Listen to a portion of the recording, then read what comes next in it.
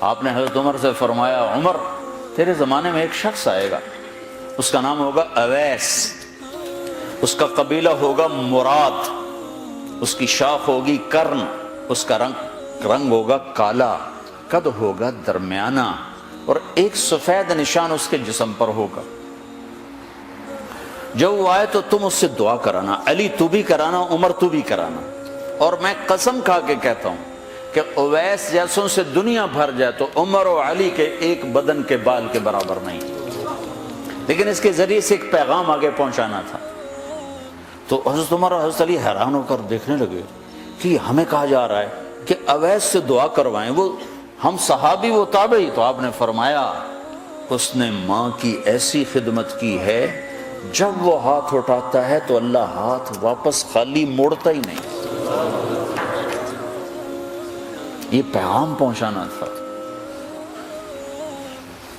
کہ ماں باپ کے آگے جھکو۔ جس دیش میں آپ رہتے ہیں یہاں کام کی رفتار بہت تیز ہے، ماں باپ اگر موجود ہیں تو کم ہی کچھ نصیبوں والے ہیں جن کو کچھ اولاد کی خدمت ملتی ہے، ورنہ دیواروں کے ساتھ ہی زندگی گزر رہی ہوتی ہے۔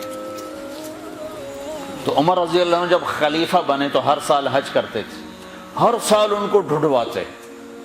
اب مجھے یہ نہیں پتا درمیان کے کوئی سال ہوں گے کہ ایک سال آپ نے حج پر سارے حاجی اکٹھے کر لیے، ایسے اپنے سامنے کا کھڑے ہو جاؤ بھائی، سب کھڑے کر لیے، کہنے لگے بیٹھ جاؤ سارے یمن والے کھڑے رہو، تو سارے بیٹھ گئے، یمنی کھڑے رہے، کہ سارے یمن والے بیٹھ جاؤ، قبیلہ مراد والے کھڑے رہو، تو سارے یمنی بیٹھ گئے، مراد والے کھڑے رہے۔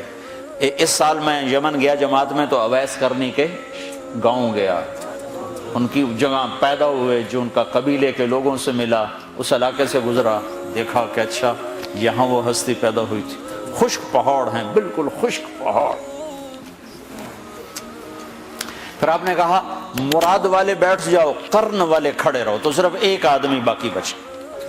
تو آپ نے اس سے پوچھا تم قرنی ہو؟ کہ جی ہاں۔ اویس کو جانتے ہو؟ کہ جانتا ہوں، میرا سگا بھتیجا ہے، میرے بھائی کا بیٹا، لیکن وہ تو تھوڑا پاگل سا ہے، آپ اس کا کیوں پوچھ رہے ہیں؟ تو عمر رضی اللہ تعالیٰ عنہ رونے لگے، کہا وہ نہیں، تو پاگل نظر آتا ہے۔ پھر آپ نے پوچھا کدھر ہے؟ آیا ہوا ہے حج میں؟ ہے؟ کہ جی ہے۔ کدھر ہے؟ کہ جو اونٹ چرانے نکلا تھا عرفات کی طرف۔